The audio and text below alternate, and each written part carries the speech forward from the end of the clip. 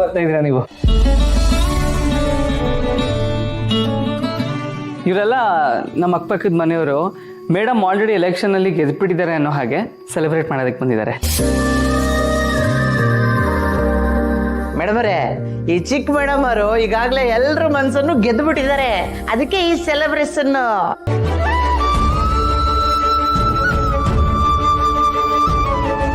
ಶ್ರಾವಣಿ, ನನಗೆ ತುಂಬಾ ಸಂತೋಷ ಆಗ್ತಿದೆ ಮಗಳೇ.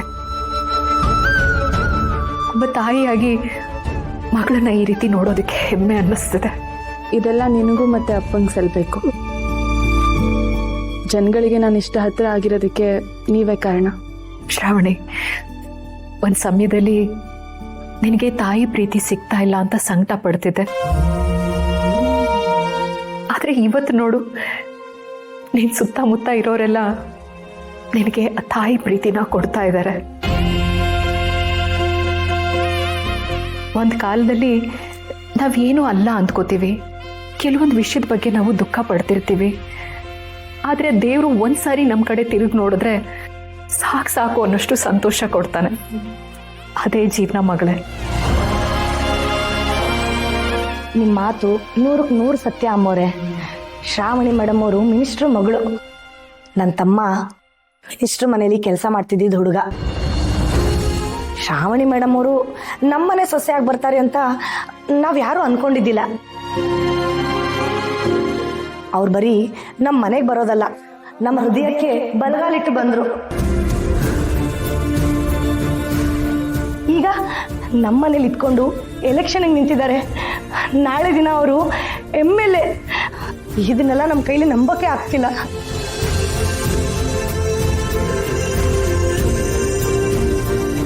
ನಂಬಲೇಬೇಕಾಗಿರೋದು ಇನ್ನೊಂದು ವಿಷಯ ಇದೆ. ನಾವೆಲ್ಲರೂ ಸೇರಿ ಮೇಡಮ್ ಅವ್ರಿಗೊಂದು ಗಿಫ್ಟ್ ತಂದಿದ್ದೀವಿ. ಎಲೆಕ್ಷನ್ ಅಂತ ನಿನ್ ಜೊತೆ ಬೇರೆ ಏನೋ ಮಾತಾಡೋಕೆ ಆಗ್ತಾ ಇಲ್ಲ. ಮನೇಲಿದ್ರೆ ಬರೀ ಎಲೆಕ್ಷನ್ ಬಗ್ಗೆನ ಮಾತಾಡ್ತಾ ಇರ್ತೀವಿ. ರಾಜಕೀಯ ಬಿಟ್ರೆ ಬೇರೆ ಏನು ಮಾತಾಡ್ತಾನೆ ಇಲ್ಲ ನಾವು. ಅದಕ್ಕೆ ಏನಾದ್ರೂ ತಿನ್ನೋ ನೆಪ ಮಾಡ್ಕೊಂಡು ಈ ತರ ನಿನ್ ಜೊತೆ ಆಚೆ ಬರ್ತೀನಿ, ನಿನ್ ಜೊತೆ ಮಾತಾಡ್ತೀನಿ. ಜನಗಳ ಸೇವೆ ಮಾಡ್ಬೇಕು ಅಂತ ರಾಜಕೀಯಕ್ಕೆ ಬಂದಿದ್ದೀನಿ. ಆದ್ರೆ ನಿನ್ನ ಪ್ರೀತಿ ಮಾಡ್ಬೇಕು ಅಂತ ನಿನ್ನ ಮದುವೆ ಆಗಿದ್ದೀನಿ. ಎರಡು ಕೆಲಸನೂ ಸರಿಯಾಗಿ ನಿಭಾಯಿಸ್ಬೇಕಲ್ವಾ? ಒಂದು ಶ್ರದ್ಧೆಯಿಂದ, ಇನ್ನೊಂದು ಪ್ರೀತಿಯಿಂದ. ಆಹಾ, ಏನ್ ಮೇಡಮ್ ಇಷ್ಟು ಚೆನ್ನಾಗಿ ಮಾತಾಡೋದು ಕಲ್ತ್ಬಿಟ್ಟಿದ್ದೀರಾ?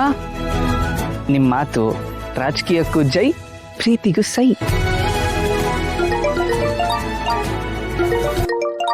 ಅಮ್ಮರು. ಹಲೋ ಶ್ರಾವಣಿ ಪುಟ್ಟ, ಎಲ್ಲಿದ್ದೀರಾ ಇಬ್ರು? ಅಮ್ಮ, ಅದು ನಾವಿಲ್ಲೇ ದೇವಸ್ಥಾನಕ್ಕೆ ಅಂತ ಬಂದಿದ್ವಿ. ಹಾಗೆ ಬರ್ತಾ ನೀವಿಬ್ರು ಸೇರ್ಕೊಂಡು ಬೇಲ್ಪುರಿ ತಿಂದ್ಕೊಂಡು ತಂಗಾಳಿಯಲ್ಲಿ ಒಂದ್ ಸಣ್ಣದಾಗಿ ವಾಕ್ ಮಾಡ್ತಿದ್ದೀರಾ.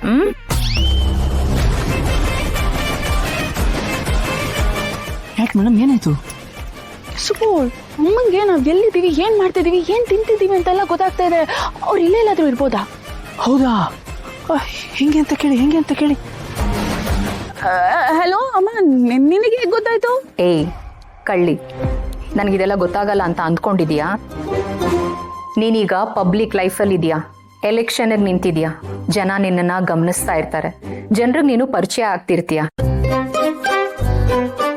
ಈಗ ನಿನಗಿರೋ ಹವಾ ನೋಡಿದ್ರೆ ನೀನು ಯಾವ ಸೆಲೆಬ್ರಿಟಿಗೂ ಕಮ್ಮಿ ಇಲ್ಲ. ಹೀಗಿರುವಾಗ ನೀನು ಸುಬ್ಬು ರಸ್ತೆಯಲ್ಲಿ ಓಡಾಡೋವಾಗ ಯಾರಾದರೂ ಒಂದು ವಿಡಿಯೋ ಮಾಡಿ ಸೋಷಿಯಲ್ ಮೀಡಿಯಾದಲ್ಲಿ ಅಪ್ಲೋಡ್ ಮಾಡಿದ್ರೆ ಏನು ಮಾಡ್ತೀಯ ನೀನು? ಈಗಷ್ಟೇ ಫೋನಲ್ಲಿ ನೋಡಿದೆ, ಯಾರೋ ಒಬ್ರು ನಿಮ್ಮಿಬ್ರದ್ದು ವಿಡಿಯೋ ಮಾಡಿ ಪ್ರಣಯ ಪಕ್ಷಿಗಳು ಅಂತ ರೀಲ್ಸ್ ಮಾಡಿ ಹಾಕಿದ್ದಾರೆ. ಅದರಿಂದ ಗೊತ್ತಾಯ್ತು. ಅಯ್ಯೋ ಸುಬ್ಬು ಈಗ ತಾನೇ ಹೇಳ್ತಿದ್ದ. ಸುಬ್ಬು ಹೇಳಿದ್ದೆ ನಿಜ ಆಗೋಯ್ತು. ಸುಬ್ಬು ಯಾರೋ ನಮ್ ವಿಡಿಯೋ ಮಾಡಿ ಸೋಷಿಯಲ್ ಮೀಡಿಯಲ್ಲಿ ಹಾಕಿದಾರಂತೆ. ಅಯ್ಯೋ ಶ್ರಾವಣಿ, ಆ ವಿಡಿಯೋ ನೋಡಿದಾಗ ನನಗೆ ಸಂತೋಷನೂ ಆಯ್ತು, ಹಾಗೆ ಆತಂಕನೂ ಆಯ್ತು ಮಗಳೇ. ಆತಂಕನ? ಯಾಕಮ್ಮ? ನೋಡು, ಇದು ತುಂಬಾ ಸೂಕ್ಷ್ಮವಾದ ಸಮಯ.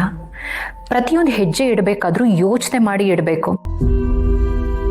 ಬರೀ ಜನರ ದೃಷ್ಟಿ ನಿಮ್ಮ ಮೇಲಿದೆ ಅಂತ ಅಲ್ಲ, ಶತ್ರುಗಳ ದೃಷ್ಟಿನೂ ನಿನ್ನ ಮೇಲಿರತ್ತೆ. ನಾನು ಏನು ಹೇಳ್ತಿದ್ದೀನಿ ಅನ್ನೋದು ನಿನಗೆ ಅರ್ಥ ಆಗ್ತಿದೆ ಅಲ್ವಾ? ಆಯ್ತಮ್ಮ, ನನಗೆಲ್ಲ ಅರ್ಥ ಆಗ್ತಾ ಇದೆ. ಸರಿ ಮಗಳೇ, ಇಬ್ರು ಆದಷ್ಟು ಬೇಗ ಮನೆಗೆ ಬನ್ನಿ. ನನಗೂ ಲೇಟ್ ಆಗ್ತಿದೆ, ನಾನು ಇಲ್ಲಿಂದ ಹೊರಡ್ತೀನಿ. ಸರಿನಾ? ಸರಿ ಅಮ್ಮ, ಬೇಗ ಬನ್ನಿ.